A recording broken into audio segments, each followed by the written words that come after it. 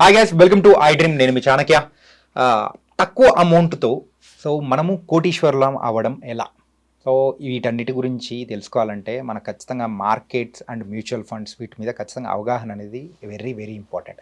మనం చాలా వీడియోస్లో కూడా చూసుంటాం. ఏంటంటే ఇంత ఇన్వెస్ట్మెంట్ చేసామంటే మనమైతే కోటీశ్వరులం అయిపోవచ్చు అని చెప్పేసి ఇలాంటి థంబ్నెయిల్స్లో బోల్డ్ అనే వీడియోస్ కూడా ఉంటాయి. కాకపోతే వీటన్నిటి వెనకాల అసలైన రహస్యం అనేది కూడా ఒకటి ఉంది. మరి ఆ రహస్యం ఏంటి? ఎంత ఇన్వెస్ట్మెంట్ చేసుకుంటూ వెళ్తే మనము 1 crore అనేది కూడా మనం టచ్ చేయొచ్చు అనే దాని గురించి కూడా ఇప్పుడు మనతో మాట్లాడడానికి పర్సనల్ ఫైనాన్షియల్ అడ్వైజర్ విజయ్ కర్ణం గారు కూడా ఇప్పుడు మనతో పాటున్నారు. ఆయన అడిగి తెలుసుకుందాం. Hi sir. హలో అండి. సార్, తక్కువ ఇన్వెస్ట్మెంట్తో మనం కోటీశ్వరం అవ్వడం ఎలా? తక్కువ అంటే ఎంత అండి?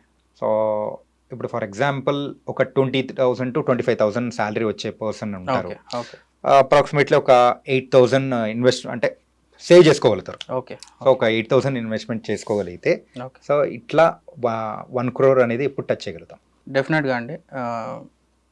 1 crore కాదు, నేను ఇంకా బెటర్దే చెప్తాను. కాకపోతే టెన్యూర్ కొంచెం పెద్దది. ఓకే, టెన్యూర్ పెద్దది, దీనికంటే బెటర్దే చెప్తాను. దీంట్లో ఫండ్ సెలెక్షన్ ఇంపార్టెంట్. డెఫినెట్గా మనం రెగ్యులర్గా చెప్పుకున్నట్టు fund selection important, rebalancing important, దాన్ని ఎట్లా యూజ్ చేసుకుంటున్నాం అనేది కూడా ఇంపార్టెంట్. దీనికి బ్యాకప్ ప్లాన్స్ కూడా ఉండాలి మనకి. అంటే ఓన్లీ ఇది ఒకటి ఎస్ఐపి చేస్తే అయిపోతుంది అన్నట్లు కాదు. ఫస్ట్ థింగ్, మనం ఎప్పుడైనా ఇట్లాంటి మంచి మంచి గోల్స్ మనం పెట్టుకుంటున్నప్పుడు ఫస్ట్ థింగ్ మనం ఎమర్జెన్సీ ఫండ్ అనేది క్లియర్ చేసుకోవాలి. ఫస్ట్ క్రియేట్ చేసుకోవాలి. ఎమర్జెన్సీ ఫండ్ అనేది క్రియేట్ చేసుకోవాలి. ఎందుకు ఎమర్జెన్సీ ఫండ్ క్రియేట్ చేసుకోవాలి అంటే, ఇప్పుడు సపోజ్ మనం ఏం చేయట్లేదు అంటే, మీరు ఇప్పుడు 8,000 10,000 సేవింగ్ చేసుకుంటున్నాం అంటున్నారు కదా. నేనేం చేస్తానంటే, ఫర్ సపోజ్ నేనే ఉంటే అదే ప్లేస్, నాకు 25,000 శాలరీ ఉంది, 10,000 మాత్రమే సేవ్ చేసుకోగలుగుతున్నాను. నేనేం చేస్తానంటే, ఫస్ట్ 6 months నేను ఎటువంటి ఎస్ఐపీస్ చేయను. ఓన్లీ 10,000 to 60,000 6 months తీసుకెళ్ళి డెట్ ఫండ్లో పెట్టేస్తాను. That will be my emergency fund. ఎందుకు ఎమర్జెన్సీ ఫండ్ అంటే, ఏ రిక్వైర్మెంట్ వచ్చినా సరే మనకు ఫస్ట్ మ్యూచువల్ ఫండ్స్ దగ్గరికి వెళ్ళిపోతాయి చేతులు. ఎందుకంటే ఈజీగా వచ్చేస్తుంది మనకు అమౌంట్, వితిన్ 2 daysలో వచ్చేస్తుంది. అదే ఒక గోల్డ్ తీయండి, గోల్డ్ మీరు ఇన్వెస్ట్ చేస్తారు, గోల్డ్ స్కీమ్స్ కడుతున్నాము అందరము, గోల్డ్ దాంట్లో ఏమంటారు గోల్డ్ ఆర్నమెంట్స్ కొంటున్నారు కదా అందరు, అందరి ఇళ్ళల్లో ఉన్నాయి కదా. అదే గోల్డ్ ఒకటి అమ్మండి, చూడండి ఎలా ఉంటుంది ఇంట్లో రియాక్షన్. అంటే నెక్స్ట్ ఇంపాసిబుల్, గోల్డ్ అమ్మడం అనేది next impossible. Max to max gold loans తీసుకుంటాం, కానీ గోల్డ్ అమ్మడం అయితే ఇంకా లీస్ట్ ప్రియారిటీ కేసు అనమాట. సో ఎందుకు మ్యూచువల్ ఫండ్ దగ్గరికి ఇమీడియట్ చేతులు వెళ్ళిపోద్ది అంటే, because of the smart phones and because of the technology. మనకి ముందర కనిపిస్తుంటుంది, విత్ ఇన్ 2 days వస్తాయి కాబట్టి అందరికి వెళ్తాం. లాంగ్ టర్మ్కి ప్లాన్ చేసినప్పుడు ఇదే నెగిటివ్ అవుతుంది యాక్చువల్గా. లాంగ్ టర్మ్కి ప్లాన్ చేసినప్పుడు ఏమవుతుంది అంటే, ఇప్పుడు సపోజ్ 1 crore అన్నారు కదా మీరు ఇంతకుముందు, అదొక 50 lakhs వరకు వెళ్ళింది అనుకోండి. జస్ట్ ఇమాజిన్ మనం ఫోన్ పట్టుకొని 50 lakhs మన అకౌంట్లో కనిపిస్తుంటే, మనం ముందర కనిపించేటివన్నీ మనం 50 lakhs 10 lakhs తీసుకుని అది కొందామా, లేకపోతే 10 lakhs పెట్టి కార్ తీసుకుందామా, లేకపోతే 20 lakhs పెట్టి అది తీసుకుందామా అనేసి అనుకుంటాం. సో కానీ దాని బదులు మనకు ఆల్రెడీ వేరే ప్లానింగ్ క్లియర్గా చేసుకొని, ఎమర్జెన్సీ ఫండ్ క్లియర్గా చేసుకొని, కార్కి డిఫరెంట్ ప్లానింగ్ కానీ, కిడ్స్ ఎడ్యుకేషన్ డిఫరెంట్ ప్లానింగ్ చేసుకొని, ఈ 1 crore డిఫరెంట్ ప్లానింగ్ చేసుకున్నాం అనుకోండి, ఈ 1 crore మాత్రం డెఫినెట్గా మనం రీచ్ అయిపోతాము. దానికి ప్యారలల్గా వేరేవి కూడా మనకు రీచ్ అయిపోతాము. సో ఎందుకు ఈ గోల్ ప్లానింగ్ అనేది అంత ఇంపార్టెంట్ అనమాట. ఏ దానికైతే ప్లాన్ చేస్తున్నామో అది డెఫినెట్గా రీచ్ కావాలి. అట్ ద సేమ్ టైం దీనికి బ్యాకప్ ప్లాన్స్ కూడా ఉండాలి. ఓకే. ఎమర్జెన్సీ ఫండ్ ఎట్లా ఉంటుంది అంటే, మనకి శాలరీ లేనప్పుడు అది పని చేస్తుంది. ఎస్ఐపీస్ ఒకవేళ మనకి ఎస్ఐపి కట్టలేనప్పుడు ఎమర్జెన్సీ పడుతుంది కూడా ఎస్ఐపి కట్టచ్చు మనం ఒకసారి. అండ్ లాస్ట్ మనం మాట్లాడేది ఈ 10,000తో ఎట్లా చేయాలంటే, 10,000తో 1 crore కాదండి, 5 crore తీసుకోవచ్చు మీరు. ఓకే, అంటే ఇంతకుముందు మనం 8,000 అనుకునేది ఇప్పుడు 10,000. లేదు 8,000 అంటే 10,000 లోపే. ఓకే, 8,800కి మీరు 5 crore తీసుకోవచ్చు. ఓకే, కాకపోతే టెన్యూర్ పెద్దది. అంటే ఇప్పుడు మీరు ఫర్ సపోజ్ మనం ఇప్పుడు 25 years పర్సన్ ఉన్నాడు, జాబ్ చేస్తున్నాడు, 10,000 సేవ్ చేయగలుగుతాడు. అతను 8,800 ఎస్ఐపి పెట్టేసుకోవాలి 30 years. 30 years is a very long period. Totally agreed, అంత ఈజీ కాదు.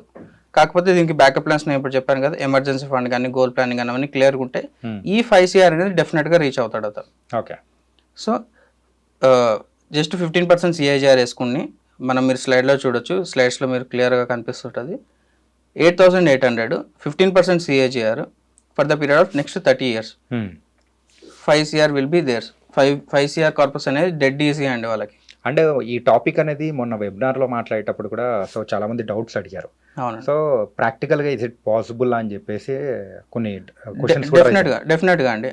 మీకు ఎందుకు ప్రాక్టికల్గా ఆ క్వశ్చన్ రావడానికి మెయిన్ రీజన్ ఏంటి అంటే, మ్యూచువల్ ఫండ్ ఇండస్ట్రీలో ఇన్వెస్టర్స్ ఇన్వెస్ట్ చేసే టెన్యూర్ అంటే ఫర్ సపోజ్ ఎవరైనా ఒకరు ఈ రోజు ఎస్ఐపిస్ కానీ ఎవరైనా ఇన్వెస్ట్ చేశారు అంటే max to max 2 to 3 years మాత్రమే ఉంటున్నారు. దాని తర్వాత ఒక మార్కెట్ వాలిటిలిటీ వల్లనో లేకపోతే వాళ్ళకి ఎమోషనల్గా కంట్రోల్గా బయాస్డ్గా లేకపోవడం వలన మ్యూచువల్ ఫండ్ నుంచి వెళ్ళిపోతున్నారు. ఓవర్ ద పీరియడ్ 30 years ఉండాలి అంటే డెఫినెట్గా మీరు ఒక అడ్వైజర్ హెల్ప్ తీసుకోవడం కానీ లేకపోతే మీ ఓన్గా మీరు మెంటల్లీ స్ట్రాంగ్ ఉండడం కానీ మీరు దానికి ట్రైన్ అయ్యారనుకోండి డెఫినెట్గా 30 yearsలో అంటే investing should be boring job అండి. అంటే వరస్ట్ బోరింగ్ జాబ్ ఉండాలి ఇన్వెస్టింగ్ అని. మనకి ఎగ్జైట్మెంట్ ఇస్తుందంటే ఇన్వెస్టింగ్ విల్ బి నథింగ్. అంటే మనం ఇన్వెస్ట్మెంట్ చేయం, అప్పుడు ట్రేడింగ్ చేస్తాం. మనకి ఎప్పుడైతే ఎగ్జైట్మెంట్ కోసము లేకపోతే మనకి ఇంపల్స్ రావాలి, మనకి అడ్లరైన్ రష్ రావాలి అని అనుకుంటామో అప్పుడు మనం ట్రేడింగ్ చేస్తాం. ఇన్వెస్ట్మెంట్ అనేది ఎప్పుడు బోరింగ్గానే ఉండాలి, అది లాంగ్ 10 yearsలోనే పెట్టుకోవాలి. And one more important thing ఇక్కడ మనం ఈ ప్లాన్లో మనం అబ్జర్వ్ చేస్తే ఈ రోజు 8,000 మనకి పెద్ద అమౌంటే, కానీ 10 years తర్వాత 8,000 విల్ బి నథింగ్. అదే 20 years తర్వాత అది పీనట్స్ అయిపోతుంది. 30 years తర్వాత ఇంకా అసలు అంటే నెగ్లిజిబుల్ అమౌంట్ అవుతుంది. కానీ 30 years తర్వాత ఈ కంప్లీట్ ఎస్ఐపి టెన్యూర్ చూసుకుంటే మనకు 5 CR అవుతుంది. చాలా మంది 5 CR విల్ బి ఏమంటే 5 CRలో అప్పుడు వాల్యూ ఎంత ఉంటుందో తగ్గిపోతుంది అది అంటున్నారు. మనం ఈ 8,000తో స్టార్ట్ చేయకపోతే ఆ 5 CR మనం ఇన్ఫ్లేషన్తో అడ్జస్ట్ చేసుకుంటే 1.5 CR నుంచి 2 CR వరకు అవ్వచ్చు ఈ రోజు వాల్యూ క్యాలిక్యులేట్ చేసుకున్నా కూడా. ఓకే, మనం ఈ రోజు 8,000తో మనం ఎస్ఐపి స్టార్ట్ చేయలేదంటే డెఫినెట్గా అది కూడా రీచ్ కాలేము మనం. అంటే మనం ఏదైనా ఒకటి చెప్తే దాన్ని నెగిటివ్గా చూడకుండా దీంట్లో అట్లీస్ట్ దీంతో స్టార్ట్ చేస్తే మనకు అట్లీస్ట్ ఒక వే దొరుకుతుంది.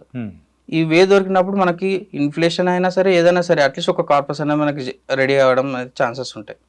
సో ఇట్లా ప్లాన్ చేసుకోవడం will be the best option. మీకు ఈ స్లైడ్స్లో డీటెయిల్గా చూపిస్తున్నట్లు ఎవ్రీ ఇయర్ మీకు వెళ్ళే contribution will be the same, but due to compounding effect at the end of 30th year డెఫినెట్గా మీరు 5 CR మార్క్ అనేది ఈజీగా టచ్ అవుతారు. ఇట్స్ ఇంపాసిబుల్ కాదండి, definitely possible.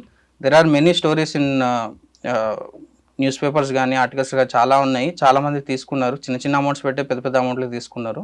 It's highly possible. మెయిన్గా ఫైనాన్షియల్ డిసిప్లిన్ అనేది వెరీ వెరీ ఇంపార్టెంట్. అవునండి. Monthly ఇంత ఇన్వెస్ట్మెంట్ పర్ఫెక్ట్గా చేసుకుంటూ వెళ్తున్నామంటే లాంగ్ టర్మ్లో దాన్ని ఒక పెద్ద బిగ్ అమౌంట్గా అయితే ఖచ్చితంగా చూడొచ్చు. అవునండి. ఇంకోటి ఈ చిన్న చిన్న అమౌంట్స్ మనం ఇప్పుడు మనకి 8,000 ఎక్కువ ఉన్నా తక్కువ ఉన్నా ఇప్పుడు మనం వదిలిపెడుతున్నాం, కానీ ఒక 5 years 10 years తర్వాత కొంచెం డిఫికల్ట్ అవుతుందండి దాన్ని మెయింటైన్ చేయడం. ఆ కన్సిస్టెన్సీని మెయింటైన్ చేయగలుగుతాం మాత్రం definitely it will be worth అనమాట. అండ్ తక్కువ ఇన్వెస్ట్మెంట్తో సో యూజువల్గా 5 crores చేయడం అనేది కూడా it was very nice. So మెయిన్గా middle class people and jobs చేసే వాళ్ళకి మాత్రం ఇది చాలా ఉపయోగపడుతుంది. డెఫినెట్గా అండి. అంటే ఇప్పుడు చాలామంది 30 yearsలో ఉన్న వాళ్ళు అంటే 25 నుంచి 35 years ఉన్న వాళ్ళు యంగ్స్టర్స్ చాలా స్ట్రెస్లో ఉంటారు.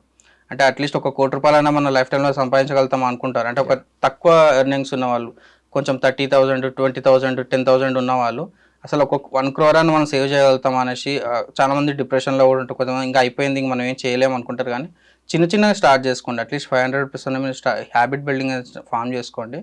డెఫినెట్గా మీకు అమౌంట్ కాకపోయినా టైం మీకు కలిసి వస్తుంది. డెఫినెట్గా మీకు టైం అనేది మీకు కాంపౌండింగ్ ఎఫెక్ట్లో డెఫినెట్గా వర్క్ అవుతుంది. మనం లాస్ట్ వీడియోలో తెలుసుకున్నట్టుగా పర్సెంటేజ్ ఆఫ్ రిటర్న్ పక్కకు పెడితే పర్సెంటేజ్ ఆఫ్ ఇన్వెస్ట్మెంట్ పక్కకు పెడితే time will be the biggest factor for you.